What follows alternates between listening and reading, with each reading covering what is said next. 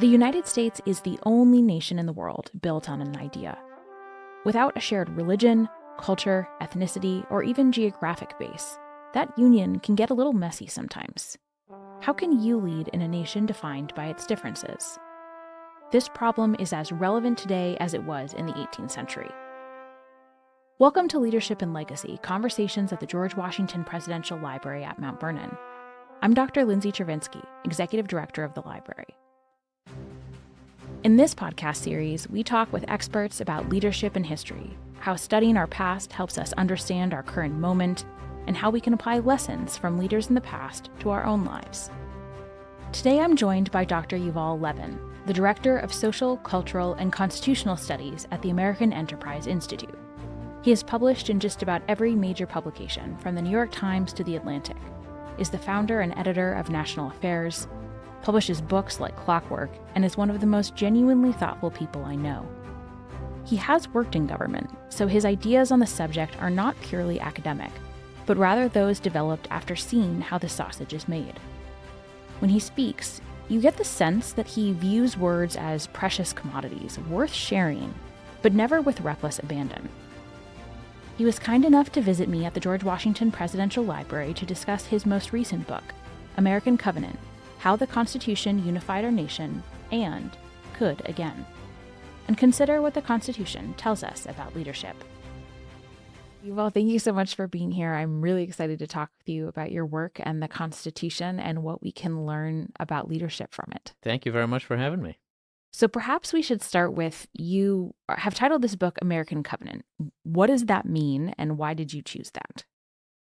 Well, so to begin with, in answering a question like that, you have to admit that titles for books are very hard. They're so And hard. what to call a book after spending 2 or 3 years living with it is always a hard thing for me, and I'm very bad at it. My working title for this book was We, the one word we. And when I informed my publisher of this, they were not pleased or amused. So we worked through a number of ways of thinking about how to understand the message of the book in a way that could be conveyed through a title. And ultimately, we landed on covenant because the Constitution is more than a contract. It describes the shape of the American regime and, in a sense, the shape of the American public.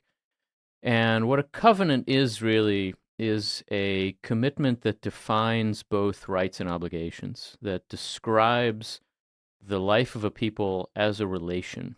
And so the intention is certainly not to suggest that there's something biblical or sacred about it. I worried about that. The Constitution is just a creation of the American people to govern ourselves.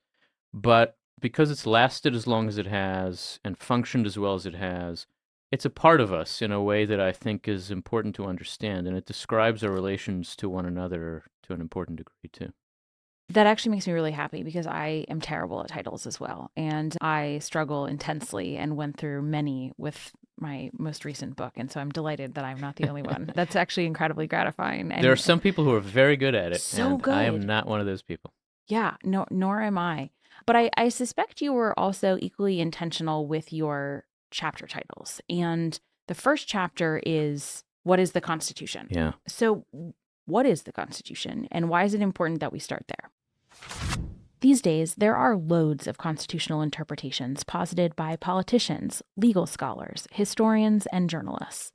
Levin offers a view that's new to me, and I'm guessing new to you too. He suggests that one of the best ways to understand the Constitution is as a solution to the problems facing the founders in the early days of the United States. In particular, the problem of unity. How can we hold the country together despite our differences? Yeah, I really did think hard about chapter titles, and the first chapter is called What is the Constitution? The last chapter is called What is Unity? And the book is really an attempt to answer each of those questions by way of the other. The first chapter is what it is because we often think we know the Constitution really well. And one of the things that stands in the way of our understanding it is actually our sense that we already do understand it, that we know exactly what it is. And we think that what it is a legal charter, that the Constitution is law. And it is. The Constitution describes itself as the supreme law of the land. It is, I think, first and foremost, a legal charter. But that's not all it is. The Constitution is also a framework for America's governing institutions. It's a political document in a very profound and high sense. It is rooted in a sense of what politics is for that I think reaches very far. And ultimately, the Constitution is also an answer to a question because it is a solution to a problem. And to understand it in its own terms, you have to start with what it was meant to do, and therefore with the set of questions it was meant to answer. And so, if you ask me what is the Constitution, I would say it is an attempt to resolve the challenges confronting the American people early on and ever since. And very high among those challenges is the challenge of unity, of holding together despite deep differences. That challenge is very much on the minds of the framers. The first way in which the Constitution describes itself in the preamble is as existing to form a more perfect union. And the Constitution, in some very important ways, is an answer to the question, how can this diverse, divided society hold together? It was already diverse by the end of the 18th century. It was already larger than any of the European nations. It was already evident, especially to James Madison, in some ways also to George Washington, that the problem they faced was the problem of cohesion, of holding together. And the Constitution begins from that premise. Can you talk about some of those assumptions, especially Madison's assumption about diversity and its role in the Republic? Because I think that is sometimes a piece that we miss when we're thinking about what the Republic was and always expected to be. Yeah, absolutely right. So Madison really stands out among the generation of the framers for worrying about disunity and faction and division. You can find some recognizable ideological voices in that generation. Someone like Alexander Hamilton, who worries about dynamism and freedom and the kind of social order of society. Someone like Thomas Jefferson, who worries about equality and social justice in society. These are very broadly and crudely speaking, recognizably right and left figures in the course of American history. We have a lot of people like them. There are very few people like James Madison who worried, maybe above all, about how society would hold together. His biggest fear was social breakdown, civil conflict. That meant his expectations were low, in a sense, not easy to meet, but low. He thought the purpose of the Constitution was to avert the worst more than to achieve the best. And that maybe the biggest challenge was the question of how to prevent the new nation from falling apart. Madison's a very unusual figure among the framers. He's not a lawyer. Like Washington, he's not a lawyer. He is a politician through and through. Literally every job he ever had was either an elected or appointed political office. He did nothing else in his life. And he grew up that way too. His father was a lifelong politician. And so he really understood the challenges that politicians have to deal with. And he knew from growing up in Virginia politics that the biggest challenge was going to be how to keep this from falling apart. And so from the beginning, he's worried about that. He thinks about the separation of powers with that in mind. He thinks about federalism with that in mind. He thinks about the nature of Congress and the presidency with that in mind in a way that very few people do. And so I think it's always a little crude to say one person is the father of the Constitution, and I'm not sure Madison deserves that title. There were a lot of very important figures in giving shape to the document, but certainly more than anybody else, he saw the potential of the Constitution to resolve the danger of division, and he approached it with that in mind in a way that really shows. So you mentioned that the last chapter is unity, and I think that is what I find to be so unique about your argument and actually gets at a lot of the leadership takeaways from the book. So what is unity and how do you define it and how does it differ from what maybe our expectations of unity are?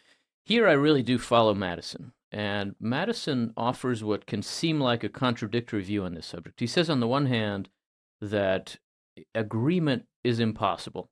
He tells us in Federalist 10 that in a free society, people are never really going to think alike, and unanimity is not an option. And I think that's right. A society that could achieve unanimity doesn't need politics, and there is no such society. There's no such community. You can't get a dozen people together and agree about everything. But Madison also insists that it is absolutely possible for there to be a national character and a national experience that brings Americans together. And at the center of why that's possible for him is an understanding of unity that says unity doesn't mean thinking alike. Unity means acting together. And the difference between thinking alike and acting together, that is, between thinking and acting on the one hand, and between alike and together, are very, very important for Madison, and I think for understanding the Constitution. The Constitution views politics as a realm of action. Ultimately, what matters is what we decide to do together to address common problems. And for that reason, its sense of what's required to achieve a unified society is modest but achievable.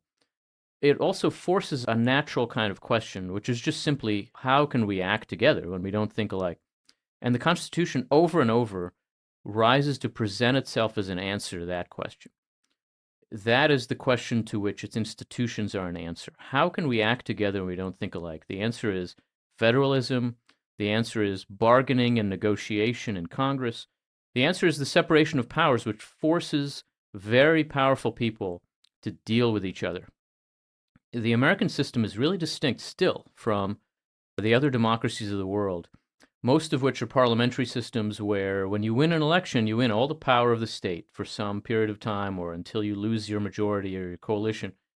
In the American system, when you win an election, you win a seat at the table.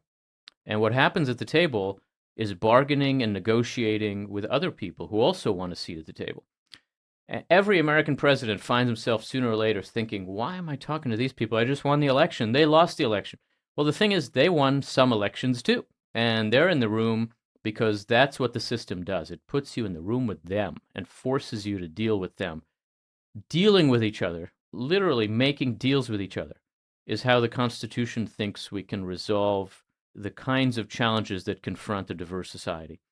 And I think the fact that it continues to do that well for us is the reason why the American regime has lasted as long as it has, and why the Constitution is so essential to it. Unity is not just a nice concept, or one the founders grappled with, however. It has real-world implications and offers a model for successful presidential leadership. Levin shares characteristics of successful presidents: their ability to facilitate the work of Congress, negotiate, and bring people together. So under that vision of the Constitution and the unity that it forces us to have or encourages us to have, what does leadership look like under that structure? Leadership, I would say, really looks like facilitating negotiation, bargaining, and accommodation in an effective way. It requires you to know what you want, but also to understand what other people are trying to achieve, and to recognize that you don't have all the power. One of the extraordinary things about the American presidency, which is certainly a position with a lot of power, is that ultimately presidents succeed by facilitating the work of Congress and of the political system more generally. If you think about the modern presidents who have achieved a lot, we don't think about their administrative actions generally. Maybe they're important because they led the country in wartime, but most often they're important because they facilitated successful legislative accomplishments. The New Deal, the Great Society, the transformation of economic policy under Ronald Reagan. These aren't things presidents did on their own. They're things presidents did by enabling Congress to reach some dramatic legislative bargain. And so leadership in our democracy requires recognizing what's necessary for bargaining and accommodation. That's not what we naturally think of when we think of leadership. And I think our expectations of the presidency in particular have become distorted by that fact. We think leaders just do what they want, and they're most effective when they're best at achieving their own goals. And of course, that's true in a sense, but they have to see that the achievement of those goals requires bringing other people to the table effectively. And successful leadership in the American system requires recognizing the importance of bargaining and accommodation. It's very important to the legitimacy of American democracy. And I think the Constitution really prioritizes legitimacy over technocratic effectiveness, over efficiency, over all the kinds of things that we might want to see more of in our government. We should never underestimate the importance of legitimate public policy, and the Constitution really doesn't underestimate it. You mentioned a couple of examples, but I'm wondering if you could dig into a time when maybe we saw this working well, when the American people had more accurate expectations for what that would look like. As you said today, we think that the president should be able to fix everything, and we Yeah. reward people who promise to enforce their will, even if that is inconsistent with how the constitutional system works. Or perhaps you could focus on some individuals who embodied this particularly well to give us examples or an example Yeah. of what it looks like in action. There's not exactly a golden age on this front. Americans have always been a little bit confused about the purpose of the Constitution, really from the very beginning. But I would say that the good examples amount to presidents who are extremely good at sharing credit and at empowering the different factions of our society to negotiate. Abraham Lincoln's an example. He's a wartime president, and wartime gives presidents a lot of power. But Lincoln very often used that power to bring together the factions of the coalition he was leading. You could see that in his cabinet. You could see that in his work with Congress, in the way that he approached the ratification of the post-Civil War amendments, which he only saw the beginning of, really. But all of that was about recognizing how bargaining and accommodation could work. I think Franklin Roosevelt was an example of this, too, in recognizing that although he had massive congressional majorities, he was nonetheless governing a very complicated and divided society, and that meant that negotiating was the essence of what he had to achieve. I think modern presidents have tended to lose sight of this in their rhetoric about their own role some, and to just talk about the Congress and the process of policymaking as obstacles rather than as ways of broadening the legitimacy of what they want to achieve. And it's worked to their detriment. It doesn't help them. It makes them look weak, not strong, when they're not able to advance their agenda, when they don't think about what Congress needs from them. And so I think our system really does force people in positions of leadership to think about their role, their place in the broader system. This is always what stands out about George Washington to me, that he understood his role and not just his goals in a way that was always on his mind. I think effective leaders think that way. What stood out to me about what you just said was that the idea of treating Congress like an obstacle, well, first of all, it almost never works because we do have a multiple branch system that presidents can't get rid of Congress. But ultimately, that ends up making them look weaker in the long run. Yes. And so that posturing is actually quite nefarious for their long-term success, and I would imagine also legacy. Yeah, I mean, I think forcing confrontations you can't win is not a way to be strong. And ultimately, presidents really can't achieve much without Congress. They just actually can't. There's great strength in recognizing that. I think a president that says, this is what I want, but I don't have the power to do it myself, I'm going to bring these people around to seeing why we ought to do it, is a strong president. Our presidents have tended to run roughshod over those obstacles and limits on their power, or they'll say, I can't do this, and then 3 weeks later they'll try to do it anyway with executive action. We don't remember our presidents for executive action. We remember our presidents for legislative action. And that's a fact that a lot of modern presidents have had a lot of trouble processing and dealing with.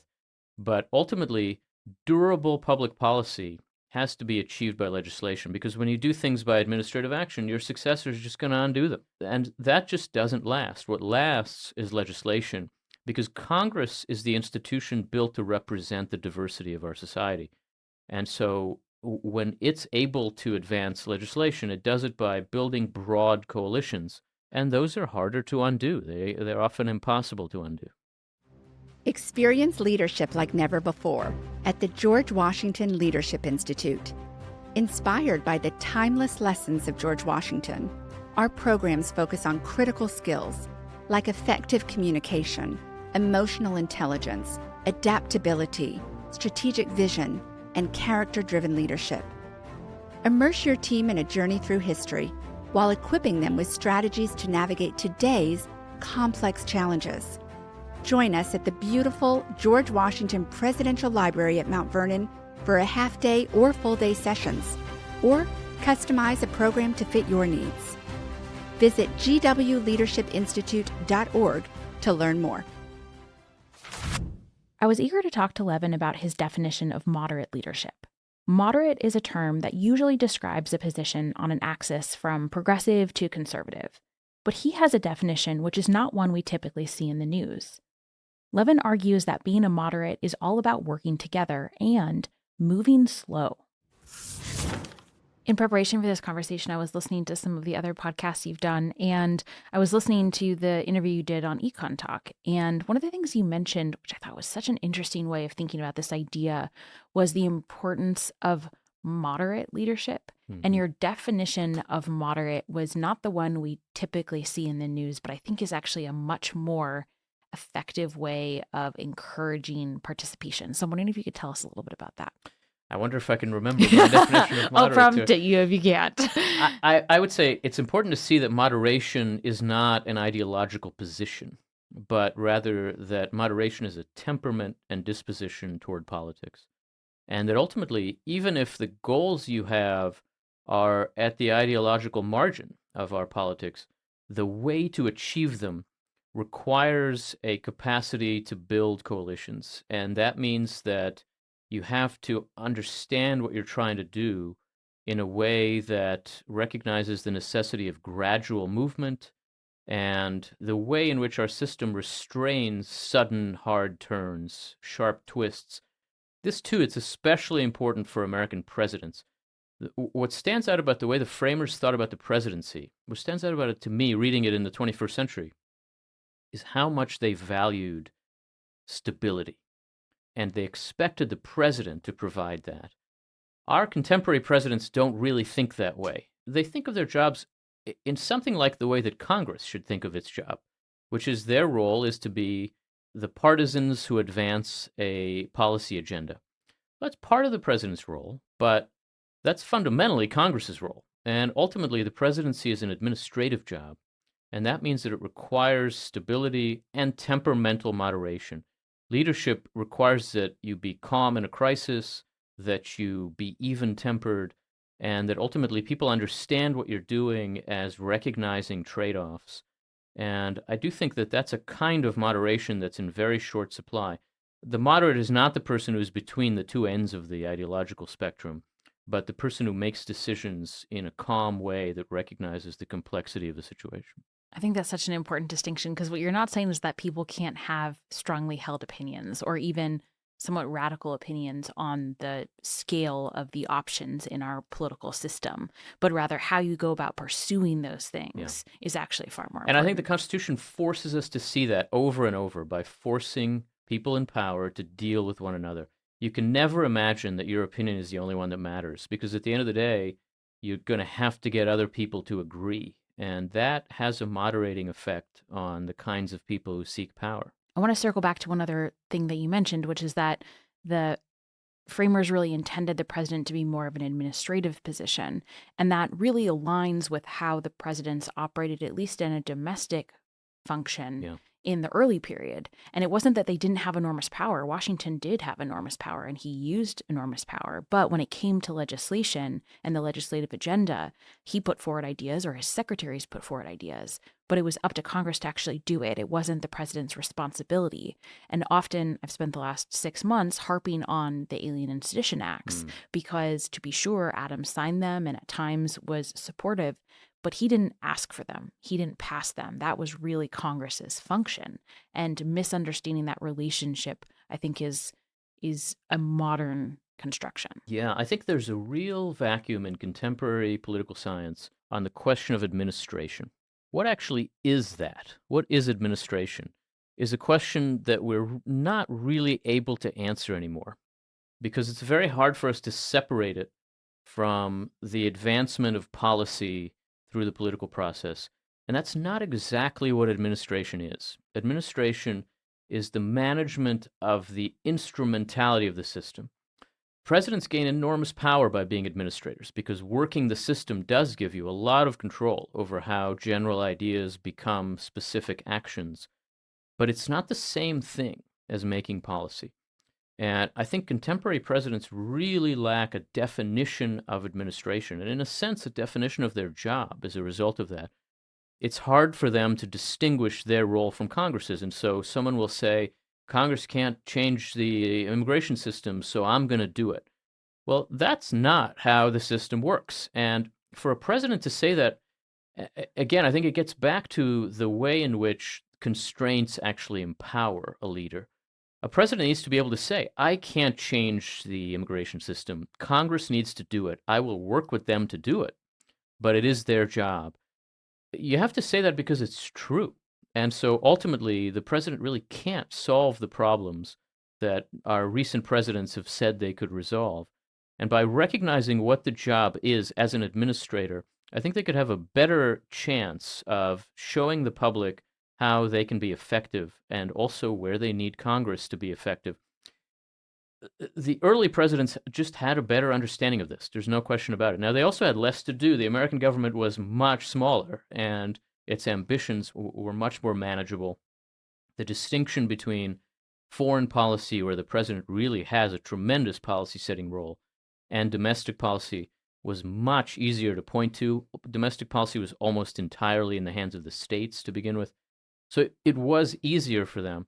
But I think modern presidents would be helped a lot by recognizing that the presidency is not, first of all, a representative office. It's democratically elected in order to be accountable, but one person can't be representative of a massive nation like ours. And it's also fundamentally an administrative office in a way that we would really help ourselves by understanding better. As you've described some of these different elements of what perhaps a president who exercises good leadership under the Constitution would look like, a lot of it sounds quite familiar to me when I think of Dwight Eisenhower. Mm. He was quite moderate and temperate in his temperament, as you've described it. Often his big legislation passed with as many Democratic votes as it did Republican votes. He was very attuned to the importance of the administrative details, I think perhaps because of the military background, and the need to rein those in as president whenever necessary. And I'm wondering what your sense of that is. I very much agree with that. I think Eisenhower, now he had some advantages. He was an unusually unifying figure and also in an unusually unified time. But he had a sense of the presidency that was very executive. I think he was well served by having been a general and by never having been a member of Congress. The worst possible preparation for the presidency is the Senate. I just think we should have a constitutional amendment that people who serve in the Senate cannot run for president. I'm sure the senators will definitely sign well, on to that. you'd have a lot fewer people running for Senate, maybe. It doesn't work, and those jobs could not be more different. I think Eisenhower, because of his own background, really understood that in a very fundamental way. It is also worth seeing that ultimately the strength of the president's position is a function of the way in which the system sets up confrontations. Confrontations between the branches are not failures of the president or of Congress. They're intentional. They're meant to happen. The veto power is meant to be used. I think there, too, because of the partisanship of 21st century American political life, we tend to see some of these inter-branch confrontations as failure of party discipline. Members of Congress think their job is to serve the president of their party or to oppose the president of the other party. And when the president has Congress under the control of his own party, we think that a veto is a failure. I worked for George W. Bush, I'll tell you a very quick story. In 2006, there was a bill moving through the House. It had to do with stem cell research funding, which was going to pass, and the president had said he would veto it if it passed. So we had a little meeting with him. That issue was in my purview as a policy staffer. And we said, we just want to make sure you're really going to veto the bill. And he said, yeah, I've said this 1,000 times. I'm going to veto the bill. And we all got up to leave. And the president says, well, now, a veto, what do we actually do? Do we sign something? I did this as governor, but I don't really know what it looks like. This was 2006. He'd been president for 5 years. And in fact, he had never vetoed anything. Republicans had controlled Congress that whole time. They still did. And they sent him nothing he did not approve of. And I will tell you, in that moment, well, my first thought was, oh no, I don't know the answer to this question. I was the briefer in this meeting. I was supposed to answer his question. Somebody else knew, thankfully. But my second thought was, this is not working. This is not how the system is meant to work. If we're not using the structures, the instruments of the system, something is wrong here. And what's wrong is that the separation of powers has become instead a separation of parties. And I do think that that is one way in which our system has become disfigured that makes it very hard for it to serve its role, including its unifying role. I don't know if you're a West Wing fan, but the first thing that came to mind is, oh my gosh, this is the West Wing episode where President Bartlett has to do a veto. And there's this whole question about, does he sign it? Does he stamp it? Does he have to do both? And that's pretty funny that you actually Working in lived the White House that. kind of cured me of being a West Wing fan. It's so different, but I did like that show. Throughout our conversation, Levin had emphasized administrative skills as a critical component of successful presidential leadership, even as administration as a concept goes neglected and undefined. Which made me think, have we stopped valuing politics as a particular set of skills? So one of the ideas that has been percolating in my mind for some time, and when I'm putting this together as you were talking, with a line in your book that really stuck out to me, which is that we should and we need to take politics seriously, and we don't. Yeah. And I think what connected that for me is you were talking about the need to administer well, and what it means to be a good and effective senator is quite different and requires different skills and background and ability than what it means to be a good president. And I'm wondering if we, as part of our not taking politics seriously, have we begun to devalue what it means to be a politician, because that word has become so loaded. I think all the time we hear people saying like, oh, we want a businessman to come in and run the government, or, oh, we want someone who hasn't been involved in politics.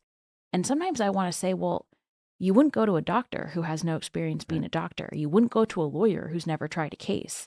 Don't you want someone who can actually do the work?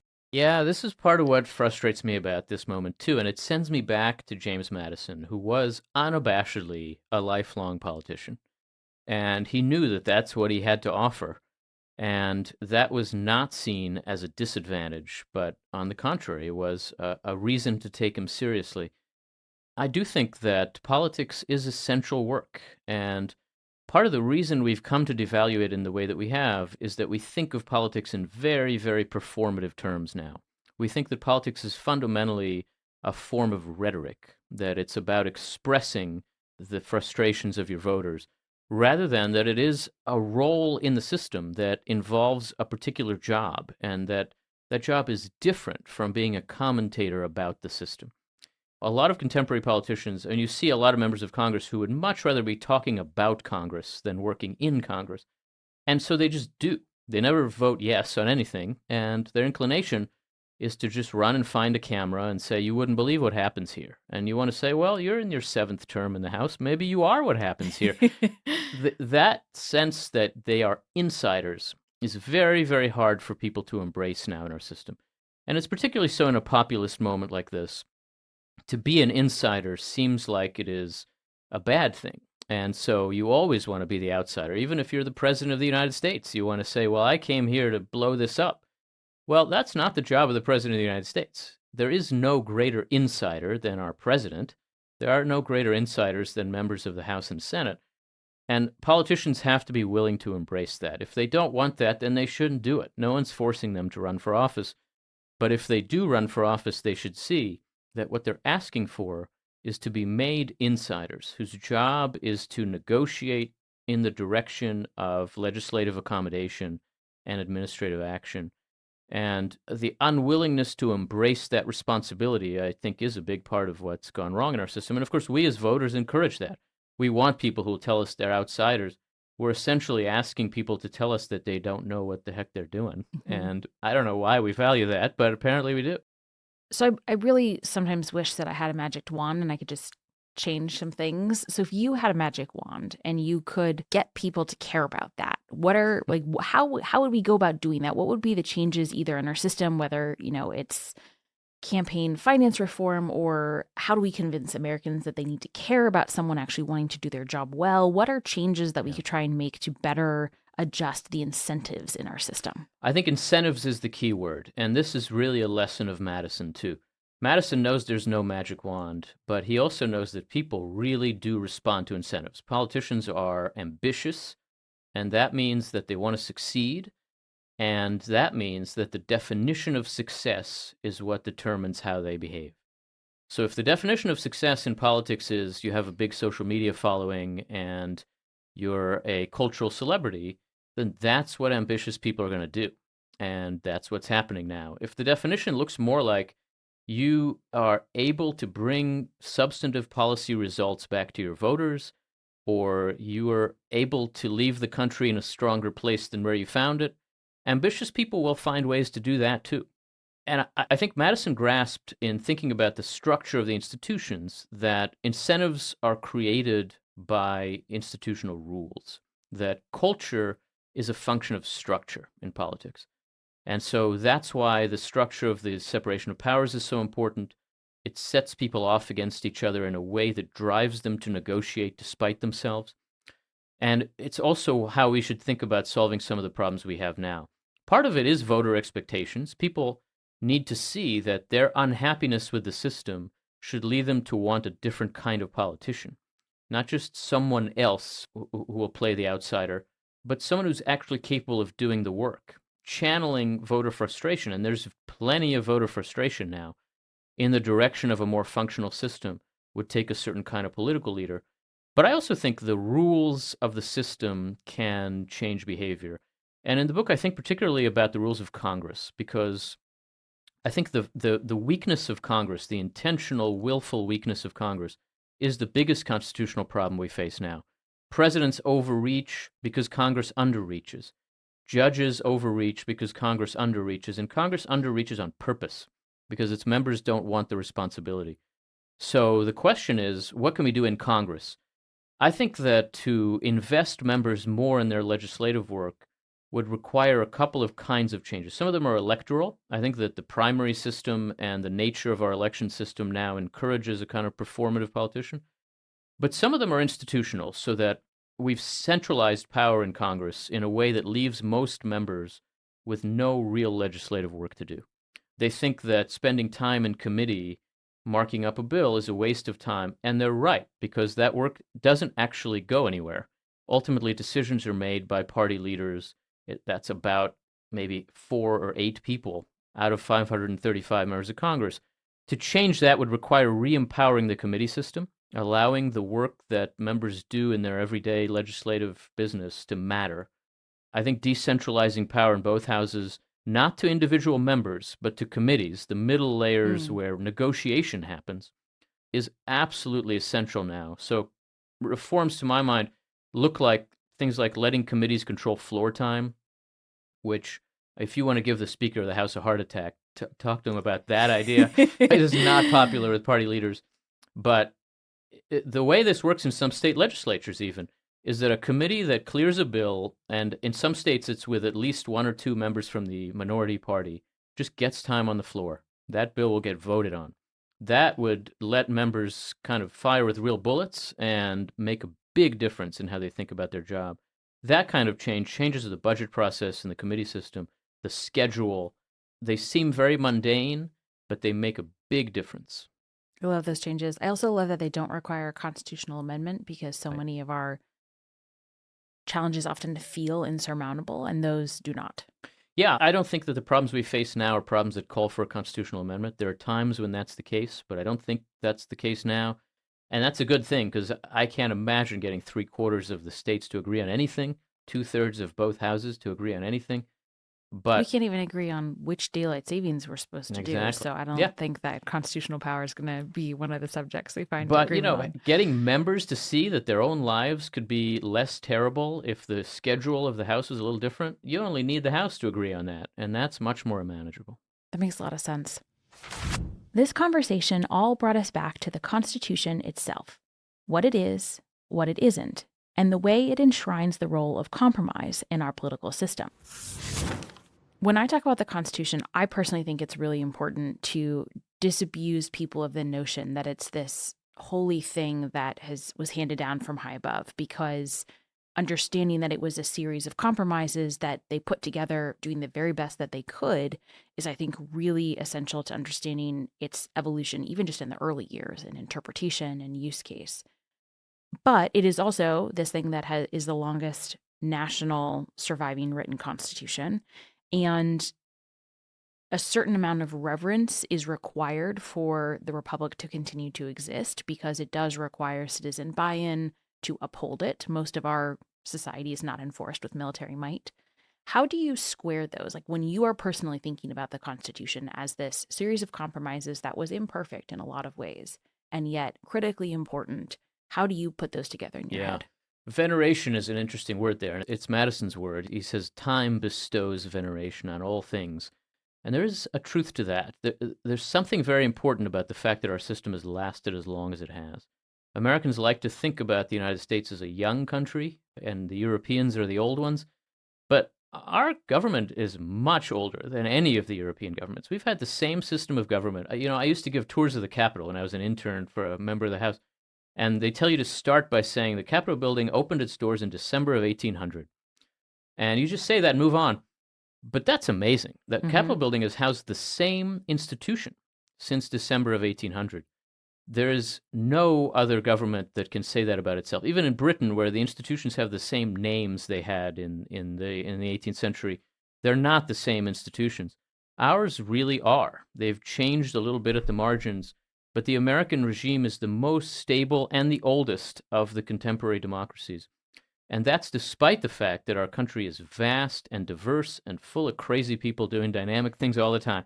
So we should be very impressed with that and very grateful for it. But we should not imagine that that means that we can't make changes or that that means that everything about it is somehow perfect. And getting to know how the Constitution came to be is definitely a cure for imagining that there's anything perfect about it. The system encourages compromise, and it is the result of compromise. It's the product of compromise. There's no defending it in the abstract as a philosophical creation because the institutions are all products of deals that could have gone another way. And that's very important to see. It's actually why there's some room in the joints. They didn't resolve some very important questions, right? Are the large states or the small states powerful in Congress? They just said yes, they are. And there's a deep contradiction there, and they just let it be.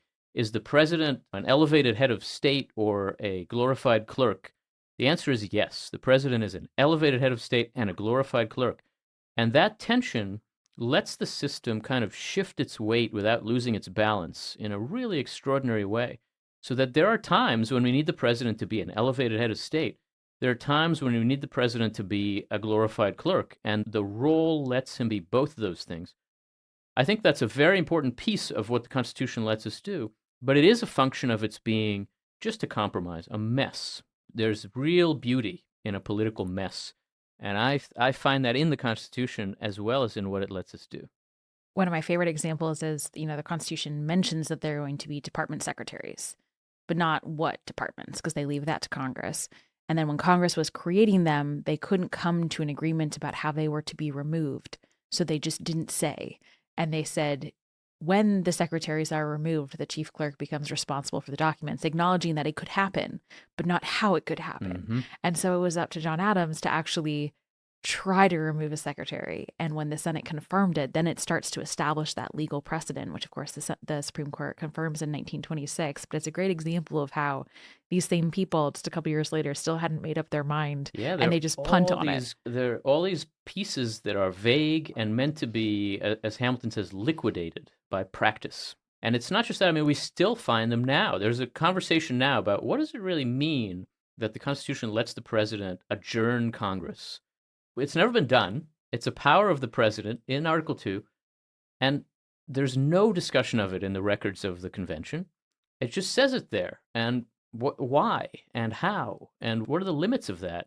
When can the president do that? For how long? We don't know. And, it's Someday we might find out. 235 years later, and we have a president who might just be in a mood to try. So we may find out. Yeah. So one of the things we always try and do when we're talking about these leadership characteristics is discuss how they might be applied to their own lives and how they might apply to people who aren't presidents or congressmen or Mhm. justices. So when we think about this type of constitutional leadership, how would that apply to the day-to-day for someone either in their own work or their own nonprofit or their own business? Well, first of all, I think that the idea that unity means not thinking alike but acting together can apply to everybody's life all the time. The idea that we don't have to all think the same way in order for us to be part of one process, one movement, one effort, one institution. That's an extremely useful thing to keep in mind, because get together with any group of people of any size and you will immediately disagree about something. And the idea that the goal is not to agree about the underlying idea, but about what we can do together is, I think, just very valuable in a free society. It's extremely important. It's also worth seeing that the way in which the Constitution thinks about how free people interact has a lot to do with norms and standards that don't all have to be written down and enforced strictly. It's also worth seeing that that has to do with a balance of rights and obligations that is implicit in the Constitution. There are high expectations of what the different constitutional officers and citizens owe each other in a way that I think is important to any institution in a free society. The thing about a free society is we can't be told to do the right thing. We have to choose to do the right thing. And that's a hard burden of responsibility. I think our Constitution is a good example of both how that can be expressed and articulated and how it can be managed in practice. But of course, when it breaks down, it's also an example of how important norms are and how much we need them. And I do think we're living in a period now when it is breaking down, when we have to think about how to reconstruct its capacity to function. And that requires us to go back to the foundation of it and think about what it really is. Well, for our final question, we always ask, when George Washington comes to mind and you think of leadership, what do you think of? There's so much to say about that, and I love Washington so much. He's another non-lawyer founder and framer, and as a non-lawyer student of the Constitution, I appreciate those especially. But Washington was really a leader in a way that I think it's hard to point to any of the other members of the founding generation who thought of themselves as a leader in that way. He always knew that he was being watched, but he did not think performatively in our modern sense about what he was doing. And he always had an awareness that everything he did was setting a precedent. It's especially important in a first president, but it's important actually in any president, in any leader, that in a sense the future is watching and it matters how you carry yourself. I think he, more than anybody, had the sense of what it was to play a role without being a circus performer. That's very hard for leaders to balance. And it's one of the many things we can learn from George Washington. Very well said. Well, thank you so much for joining us. I really appreciate it. And this was just such an enlightening conversation. Thank you. It's really my pleasure. Thank you for joining us this week on Leadership and Legacy. And thank you so much again to our guest, Yuval Levin. You can buy his books, including his most recent, American Covenant, How the Constitution Unified Our Nation, and Could Again, wherever books are sold, and read his regular op-eds at the New York Times, National Review, and on the AEI website. I'm your host, Dr. Lindsay Chervinsky. Leadership and Legacy, Conversations at the George Washington Presidential Library is a production of the Mount Vernon Ladies Association and Primary Source Media. In the spirit of George Washington's leadership, we feature the perspectives of leaders from across industries and fields. As such, the thoughts expressed in this podcast are solely the views of our guests and do not reflect the opinions of the Mount Vernon Ladies Association.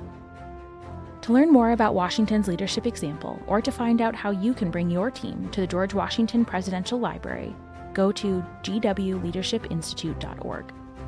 To find more great podcasts from Mount Vernon, visit georgewashingtonpodcast.com. And to learn more about Primary Source Media, visit primarysourcemedia.com. Join us in 2 weeks for our next great conversation. Talk to you then.